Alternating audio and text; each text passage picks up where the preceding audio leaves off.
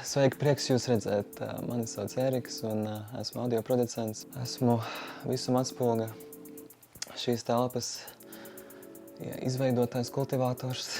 Mans ceļš ar mūzikas producēšanu sākās senajā aizmirsu kurā gadā, kad man bija ap 16, 17 gadiem pašam.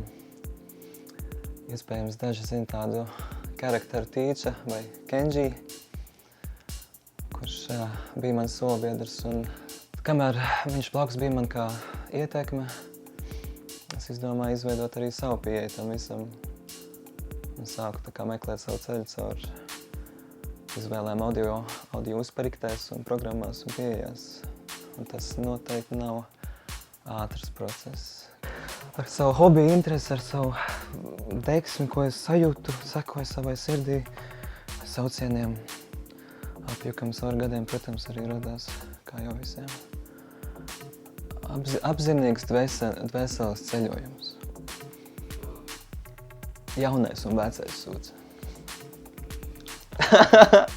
Es un jūs un tu, es un tu. Darba procesā basiņš, man patīk visvairāk šajā procesā spiest podziņas, ļoti daudz pogas man jāspiež, un tur jābūt pilnīgā automātā, ja tīpaši, es vispār neko nedomāju. Kultivēju to atmosfēru, to savu enerģiju, sajūtu un kaut kā maģiski sajūtu, ka kāds paņem pilnīgi manas rokas un spiež tās podziņas priekš manis. Un tad nemaz nav tik smagi tā sajūta, ka tik ilgi jāspiež podziņas.